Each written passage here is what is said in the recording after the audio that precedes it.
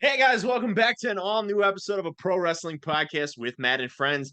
Once again, I'm your host, Matt Kozakowski, and alongside me today is uprising star himself, Aaron Cox. Aaron, how you doing, my friend? I'm doing good, brother. How you doing today? Doing great, man. I'm very excited to have you on here.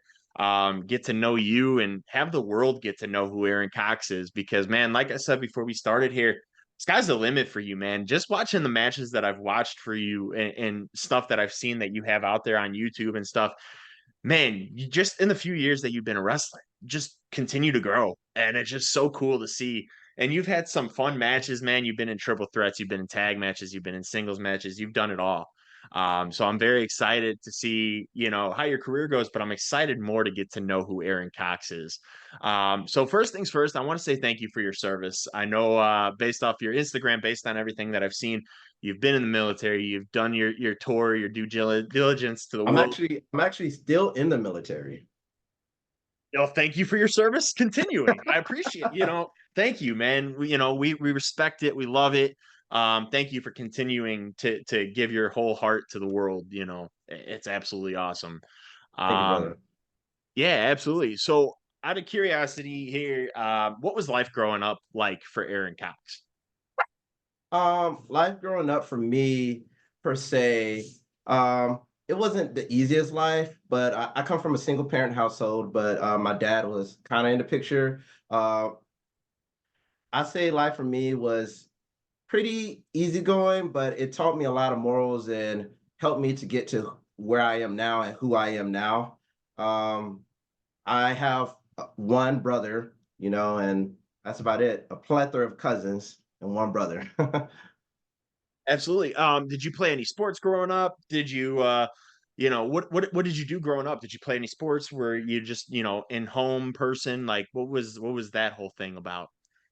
So growing up, I was actually a band geek in middle school, and in high school I played the tuba, and in high school I kind of dropped it because I didn't want to be part of marching band, so I kind of dropped it. And I told myself in high school what I'm gonna do is I'm gonna play a sport. And guess what sport I did? Wrestling. Wrestling. Yes. so, Amateur so I style. I love wrestled. it. Yep, wrestled for 1 year, and then that was my ninth grade year. And then my 10th grade year, I joined the working force as a when I was 16, and never looked back. What was your first job?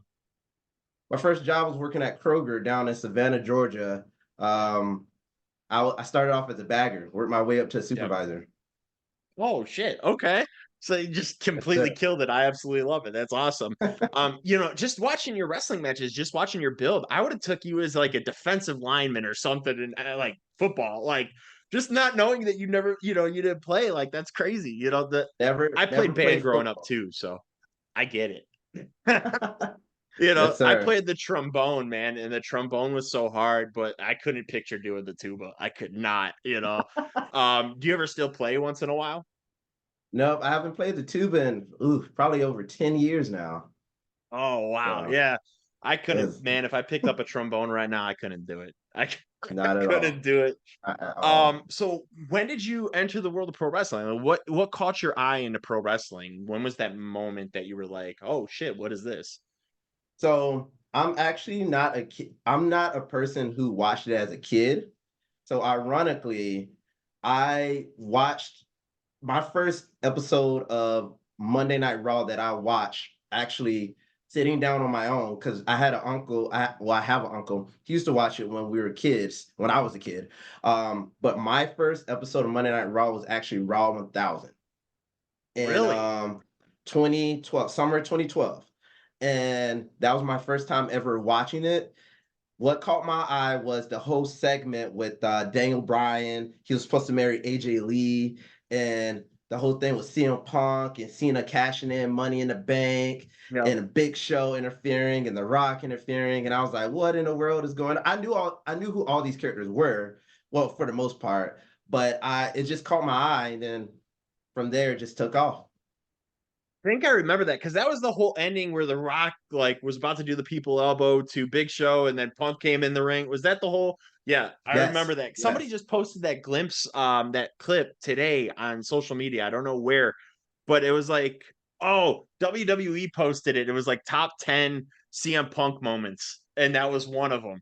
And I remember that like it was yesterday because like that was Punk's heel turn, and Yes. everybody was like, "Oh, well, The Rock's better," and can't take that. But we got Punk back, man. How crazy is that? Like It full was circle. watching Survivor Series.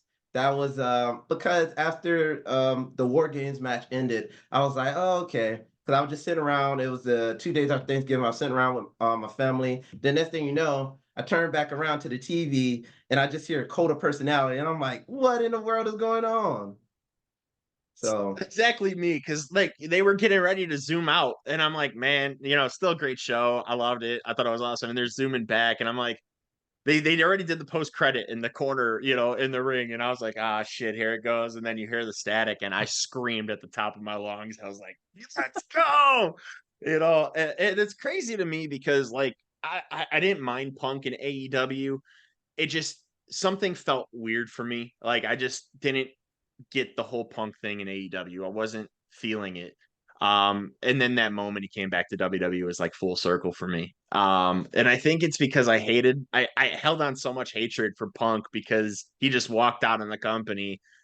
And you don't know exactly what happened, right? You hear backstories and shit of like, oh, well, Punk was just a baby because he was supposed to wrestle Triple H at WrestleMania and didn't want it, so he walked out. And you know, to me, I think I just held on to that grudge, like, and it just felt like, okay, well, he's in AEW taking shots at but WWE.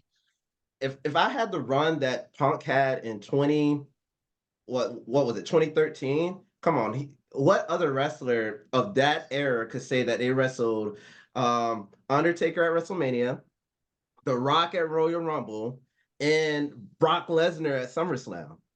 Come Yep. on. And I mean, John even Cena too on top of it. Like you got four greats right there. Four greats. And Punk, exactly. you could tell too, and I think what it was mostly is Punk was hurting that entire Yes. time, and he just kept doing it, man. And I feel like he felt like he was owed something. And I get it, man. If I put my whole heart on the line, I want something in return. Yeah. I get it. Now that I think about it more and think about it, I'm like, this is, I get it, and I just didn't like the shit talking behind, an AEW about WWE, but now he's back and it just feels so wholesome. Such a great thing, man. I'm so excited to see that. So when you started watching pro wrestling, I know you just mentioned that, Raw 1000, everything like that. Who were some of those guys that kind of you gravitated towards, like, that were like your favorites to watch? Um, I will say CM Punk for sure is one of them. Daniel Bryan is one of them. Of course, John Cena, the GOAT. Yes. Um, and then so that was 2012. Those were all the people that were there in 2012. 2013 came about. The Shield was good. I liked Kofi. Of course, I'm a body guy, so I thought Ryback had the build. Yes. Um, in that era, I think that's all that I really gravitated. Those are all the guys I really gravitated to. And then, luckily, about a year and a half after I started watching, the WWE Network came out, so I got to Yep. see all the old stuff. So I was like, oh my goodness, Triple H and the in his prime, The Rock in his prime, Edge, all these guys, Shawn Michaels, Oh and yeah. I was just amazed. Just amazed. Oh, absolutely. And I mean, man, you look back and all those pasts, and man, the network was fantastic. I love the network because I got to watch shows from the 80s, 70s, stuff like Mhm. that. And yeah, I was a big Tito Santana guy from the 80s. Like he was incredible. You watch the stuff in the 90s and when the Attitude Era started, I mean, revolutionized the whole different outlook of the business. Yes, sir. Austin, The Rock, Triple H. You had the Radicals, which was Chris Benoit, Dean Malenko, Eddie Mhm. Guerrero, and Perry Saturn. I love that faction. I thought they were incredible. There was so much stuff going on back then. So the network gave us so much stuff. And now when it's on Peacock, it's so crazy because when you try to search for something, it's so much harder to search. And it's like, Yes. I just want to look for one wrestler. Like, just give me like the whole out like library of that one guy, and like that's it. Yeah, It makes it so much difficult now, and I'm hoping one day that we get the WWE Network back because it was so much easier to watch. yes, Um, sir. I agree. so when you started watching and stuff like that, what was that one moment that caught your eye that was like, "Yo, this is what I'm gonna do"? Um, the one moment that caught my eye that made me think that I wanted to do this is seeing Brock Lesnar. Um, I get a lot of guys think I'm crazy for this, but I always tell people I want to be in a match with Brock Lesnar just to say that I have been in a match with Brock Lesnar. I know I'm gonna get my ass kicked, but just to say that Brock Lesnar versus Aaron Cox, just to say it.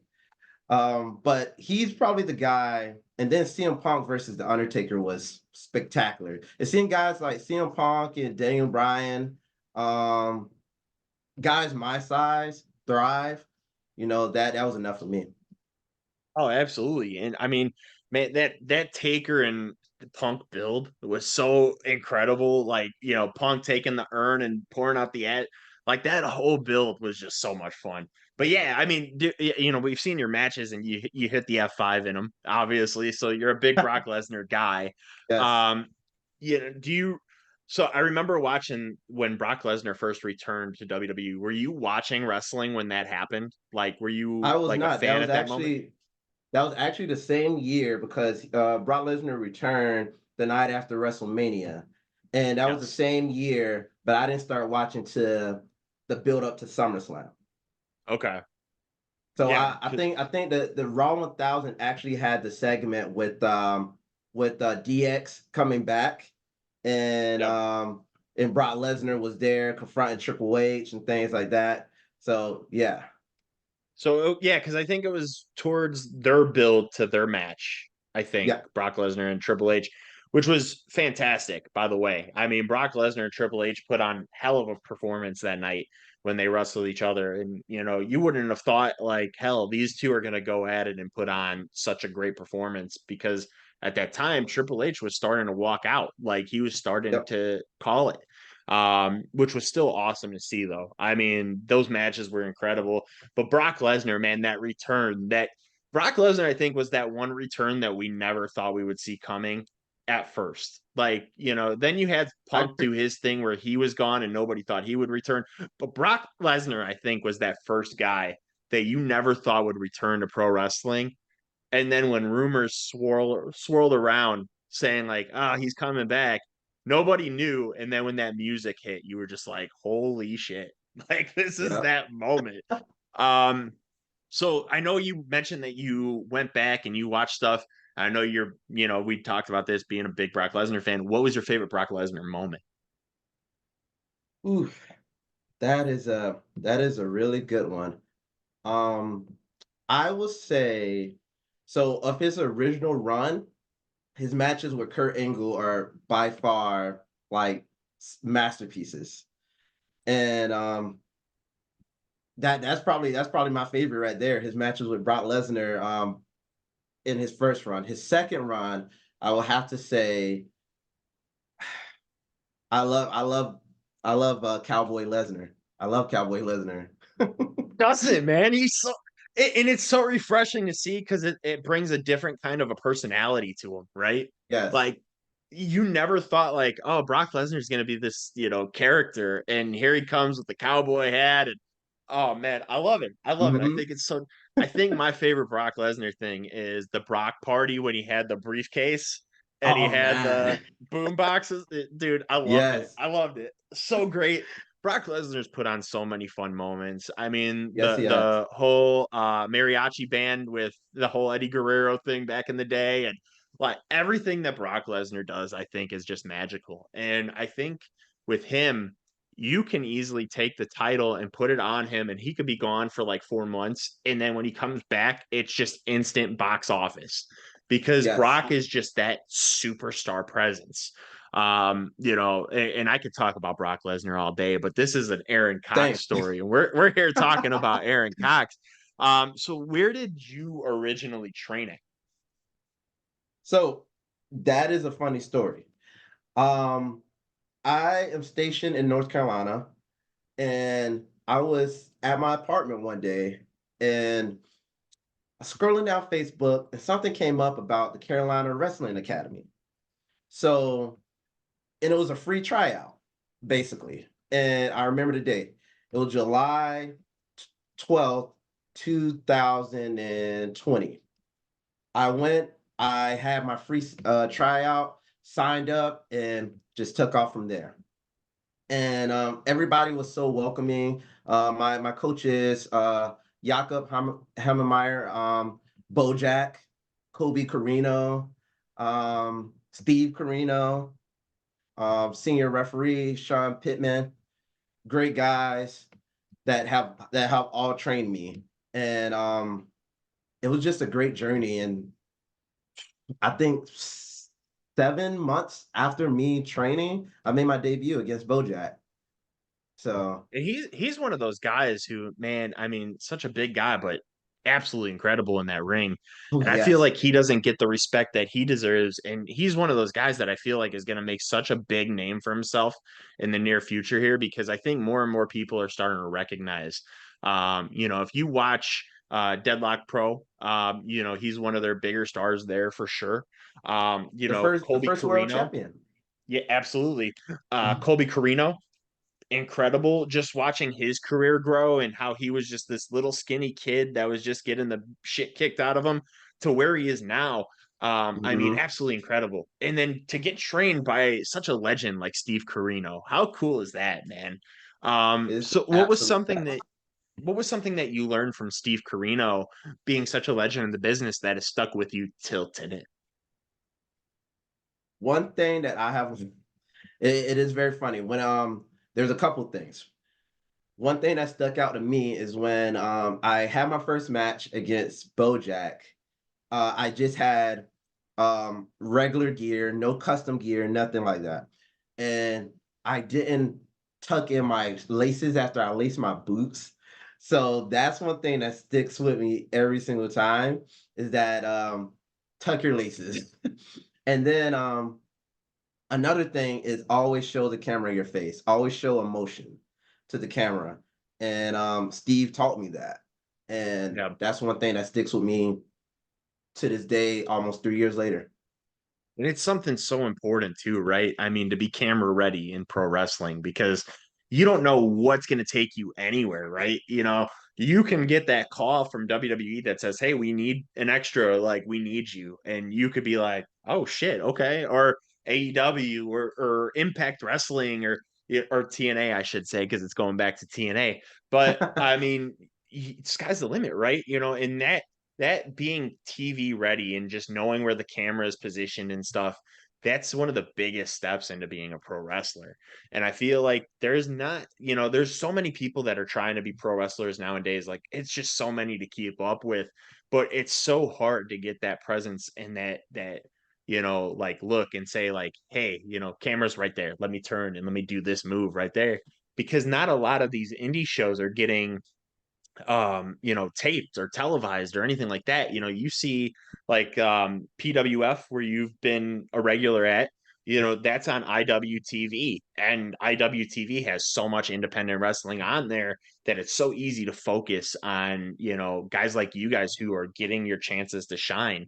And we watched one of those matches that you had with Steve Carino's son, Colby Carino, and what was his name? I can't. Patrick Scott, and Patrick Scott. that was your breakout moment, I think, because you fought two guys that have made their names over there. You fought the guy who was almost signed by NXT, Colby Corino, in that match as well. But you really stood out on your own in that match. How great, like how great of a feeling was that for you to know, like, hey, here I am against two guys that have been around for a little bit and I'm making a name for myself. Like, what was that moment feeling like for you?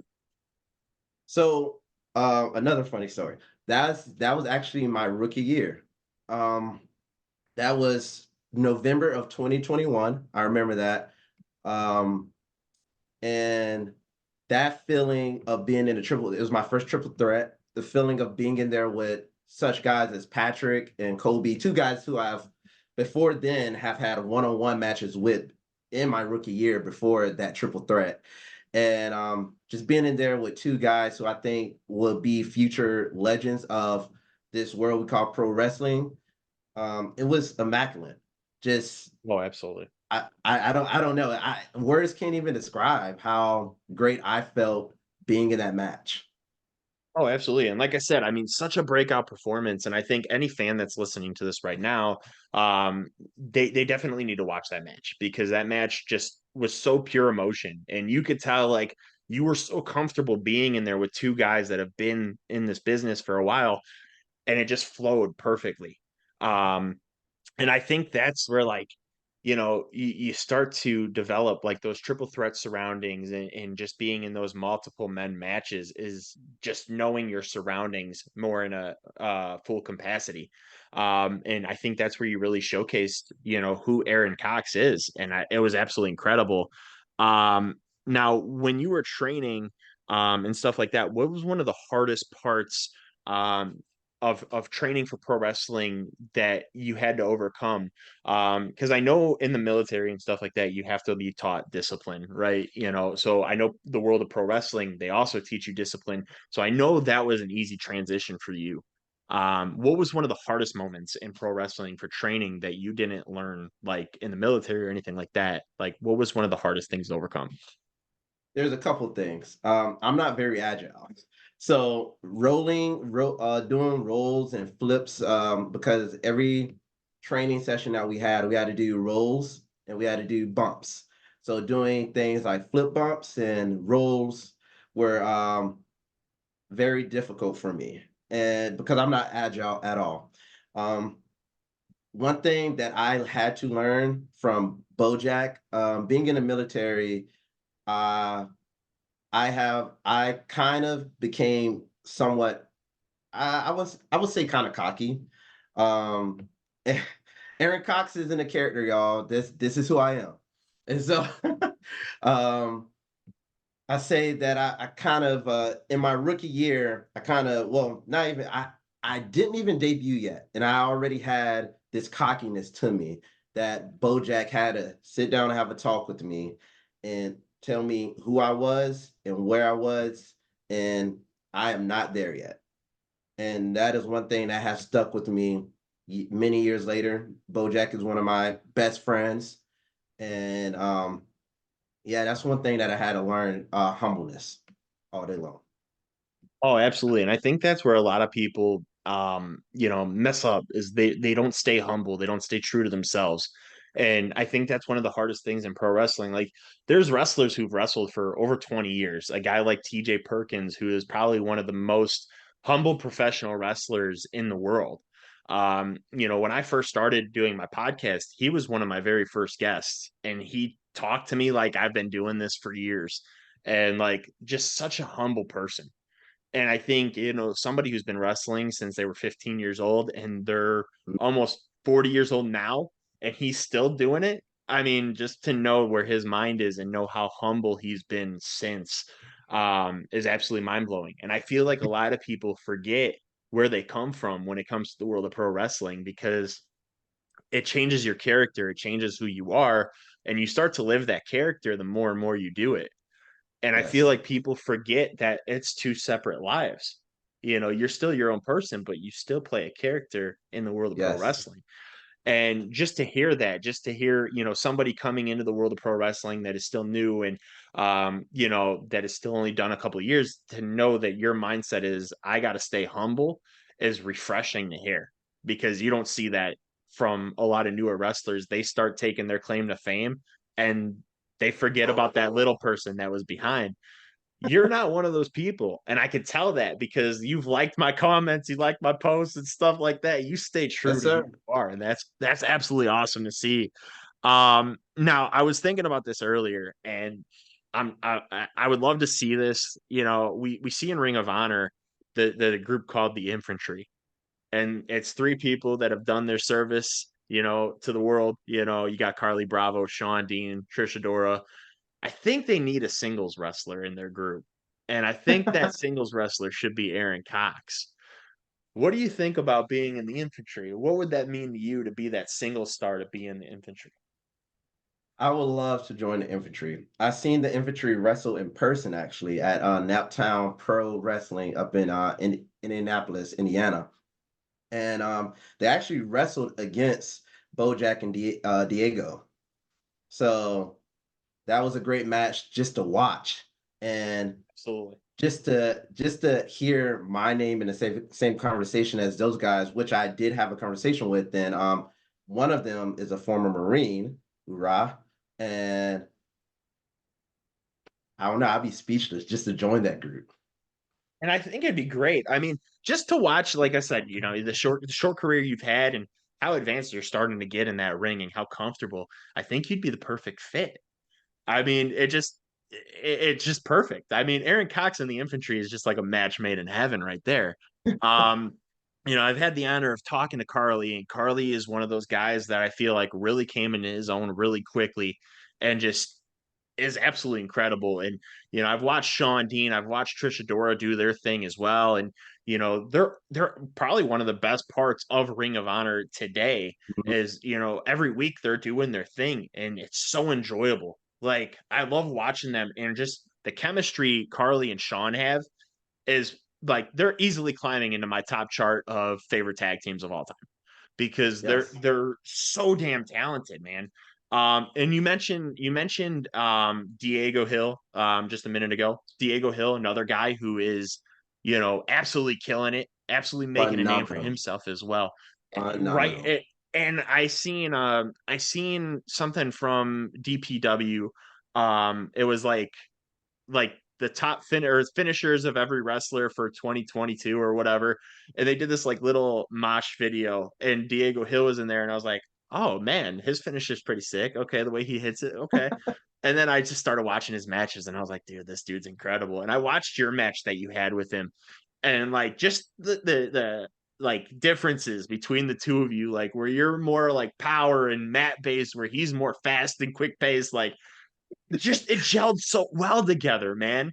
Like you guys held it together and it was such an awesome match. And you mentioned in that match afterwards, like, I'm next in line for that title after you win it. And I was like, all right, I got to see this. I got to see Aaron Cox with some gold, man, because this dude's going to One fucking day. kill it.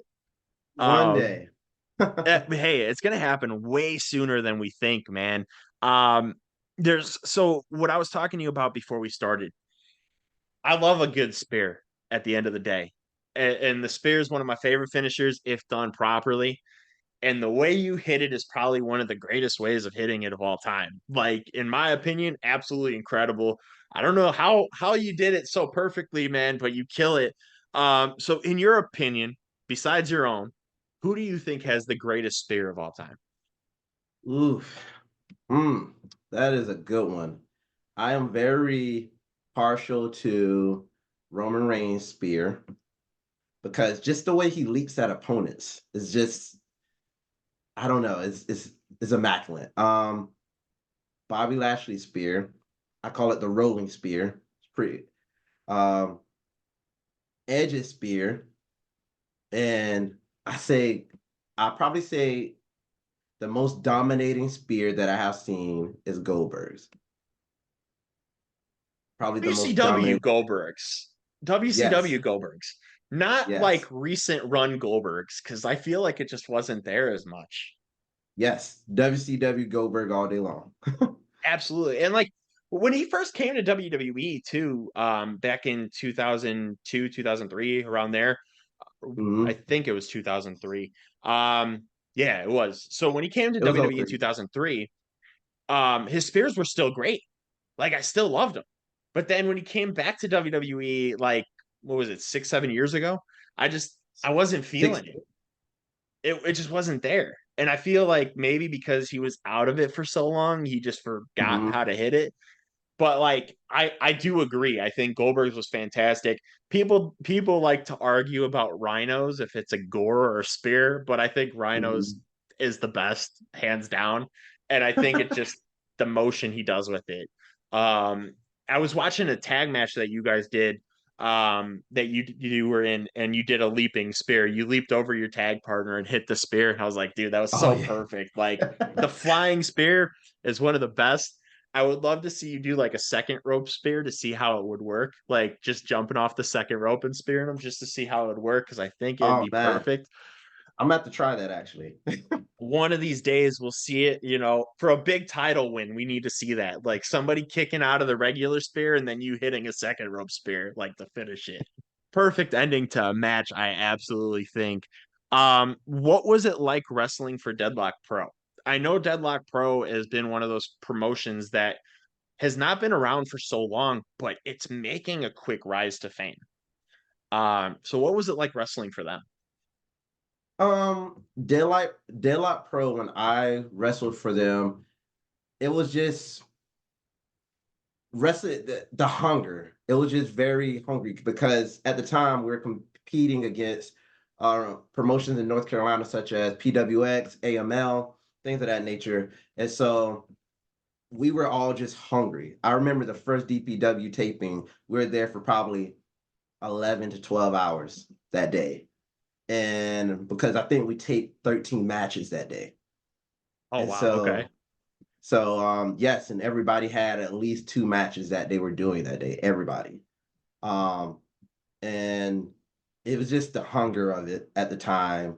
And I got to wrestle guys that I never thought I would. James Ryan, um, just just guys who are gonna be on the rise. I was in the ring with Lucky Ali in a Yeah. scramble. Um, Kid Bandit. So Another great one right there, Kid Bandit. yes, Absolutely incredible.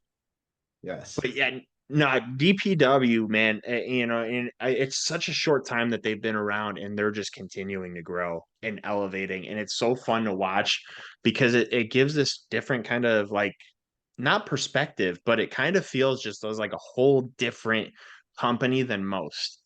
I don't know what it is. I haven't put my money on it. Like I can't figure it out yet, but it just feels so different than like watching your typical independent pro wrestling show. It just feels like everybody's just happy to be there, and it just feels so yes. genuine. Um, you got guys that keep coming in there. You just had the Grizzled Young Vets debut over there not too long ago. They just showed up and they wrestled Workhorsemen, who I'm a huge fan of. Shout out Oh, to JD Drake and Anthony yeah, Henry.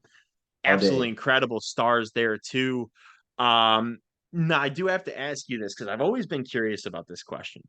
So I've seen wrestlers who have switched from wearing tights to pants in the ring. And I've seen that you've done that a few times here. What is the difference? Like, what makes you change from wearing tights to just pants in the ring? So my difference is the change in attitude. So if it's a match where I'm going out, it depends on how serious I'm gonna be in the match. If I'm going to war, I wear the cargo pants. The cargo pants is kind of a signature for the trio that I'm in, the Path, with Calibus Kingston and Trey Havoc. So you will get a different Aaron Cox when you see me wear the black cargo pants. Then if you get the tights, you'll see a more technical Aaron Cox, shall I say. That's not really that's gonna kick your ass, but at the same time, more technical in a technical way. Absolutely. And I've always been curious because I watch a lot of wrestlers that come out there just wearing pants. And I've always been curious like why so many of them are changing that style and just coming out there with cargo pants or jeans or whatever instead of wearing, their own unique type of tights or anything like that. And it's something that I think a lot of fans have noticed too is the world of pro wrestling as far as attires have started to change where people are just coming out in just regular everyday pants. So it's always been something that I've been curious about as a fan because I see that change so often, especially with newer wrestlers too, is like they come out just wearing like jeans or, jeans and a shirt or, whatever. And I'm like, well, okay, I guess I get it, but like the way you said it makes perfect sense because like it comes out with a whole new demeanor. Like I mean business today. you know, Yes. and that's absolutely awesome to hear because now it makes more sense. You know, this is a business. I'm here to go to war. You know, I love it. I love that. That's actually awesome to hear. Yes, sir. Now I do want to ask you too here. Who, if you can choose, who would be your dream opponent today? Ooh. So I have a couple actually. Um, on the independent circuit, I have John Davis, Caprice Coleman, and Darius Lockhart. Those are my three on the independent circuit. Um, if I was to go to a major promotion, I would say that I will want to face AJ Styles, of course, Brock Lesnar, or oh my goodness. Well, most of the wrestlers that I would want to actually be in the ring with to learn a lot from are wrestlers that are either passed on or retired. So, Absolutely. No, I definitely get that. And you just mentioned Darius Lockhart, and he just started his own wrestling promotion and absolutely incredible. I love what he's doing. yes, I've been a big fan of Darius Lockhart for a long time. And I think he's one of those guys that don't get the validation and accreditation he deserves. Like, I truly believe he was the real revolution for black wrestling. You know, he really put his heart on the line and tried to show the world like black wrestlers can stand for greatness too. And I think that's yes, something very special to see.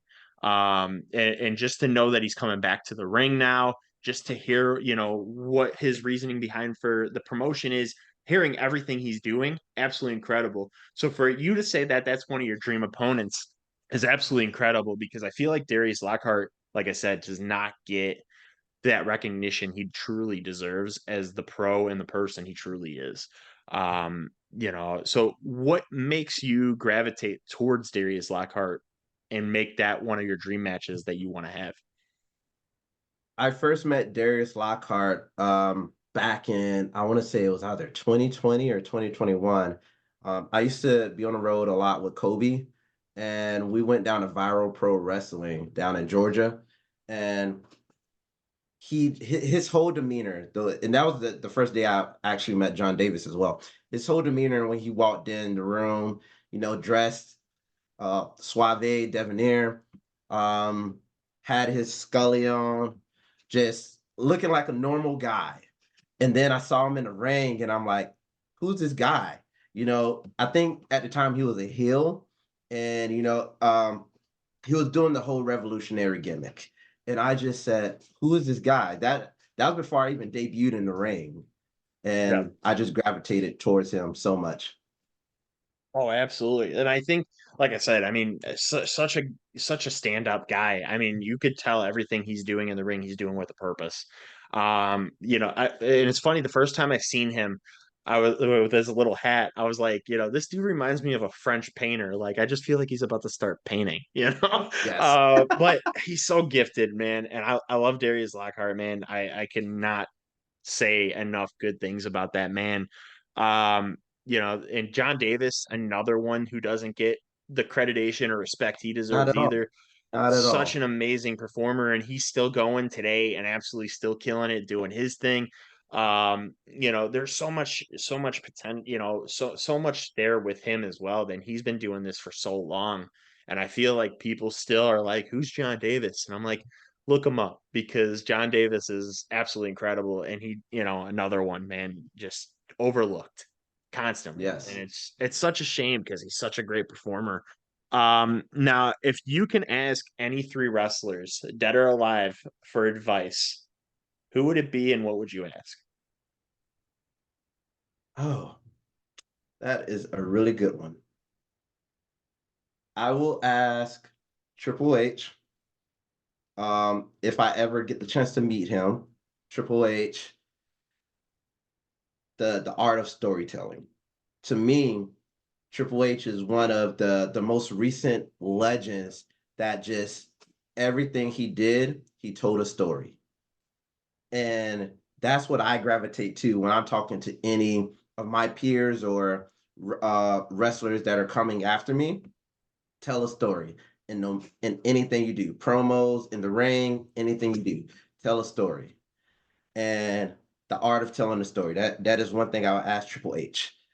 Another thing I will ask, um, ooh, probably Shawn Michaels. Um, how did it feel to be a smaller guy and just made it to the top, all the way to the top? Shawn isn't known for his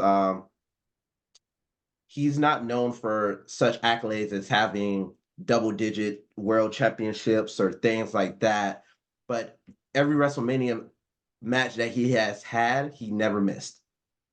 Never missed. 100%. And that's he just always shined bright in the spotlight. Um and whew, another question. I've actually met Kurt Angle, but didn't get to really at the time when I met Kurt Angle, I wasn't actually wrestling yet. That was about 6 months before I actually started training. But if I could ask Kurt, if I could meet Kurt again and ask him something, it would be how did he make it? Because he's just a renowned legend, and it'd probably be something similar to what I would ask Sean. It is just because I always tell people Kurt was there at a prime time in WWE history that no one realizes, just like Edge, but no one realized that around 2002, 2003, Austin left in '03. The Rock left in '03, came back for one off in '04. Yeah. But the consistent that was there, putting on consistent main event matches, was Kurt Angle. Yep. And if you look at his period of in WWE from '03 to '06, '03, I want to say he faced Brock at WrestleMania and SummerSlam. Yep. '04, he faced Eddie at WrestleMania and SummerSlam. And then '05, he faced Shawn at WrestleMania and SummerSlam.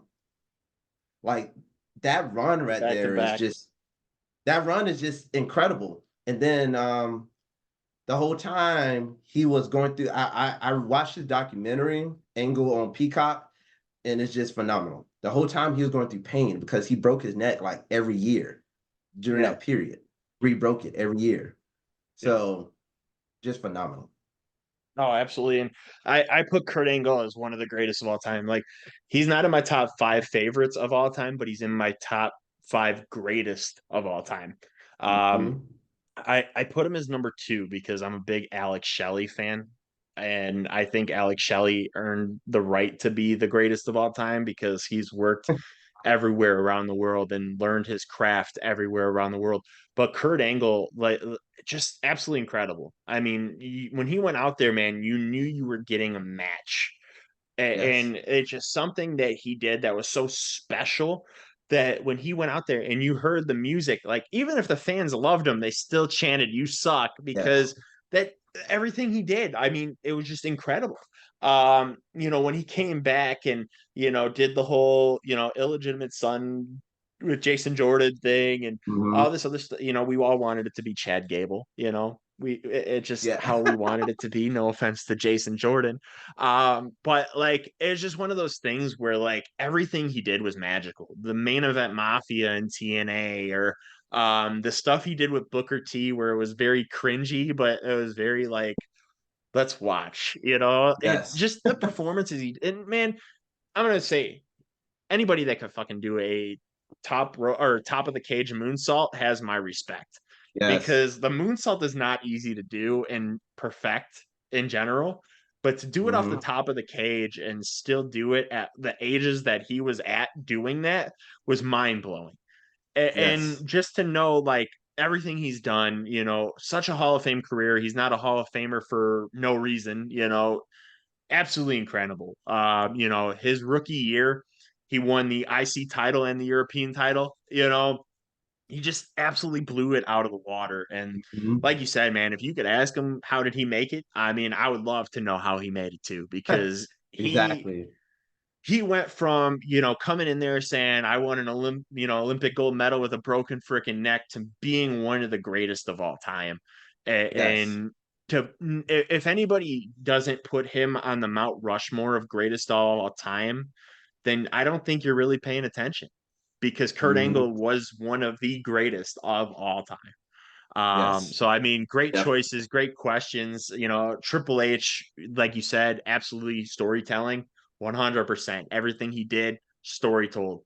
His stuff with Orton, his stuff with Shawn, his stuff with Evolution, the stuff he mhm. did with the Authority, turning, Seth Rollins turning on the Shield to join Triple H's like little everything Triple H did was magical.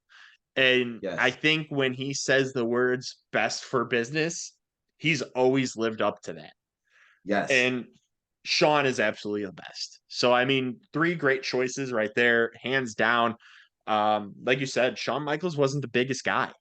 He wasn't, and he made WrestleMania. He's Mr. WrestleMania for a reason, because every match he put on at Mania was a showstopper. His Yes. matches with Taker, nothing can take away from that, ever. The greatest of all time. The greatest of all time. Greatest of all time, absolutely. And you if you can go back and relive that live, I think all of us would want to be there for that match only, Mhm. because hands down, the two matches they had at Mania back to back, both absolutely incredible. I Yes. which out of curiosity, which one would you say was better? I like WrestleMania 25. I think the only reason I like 25 a little bit more is because there's like two reasons.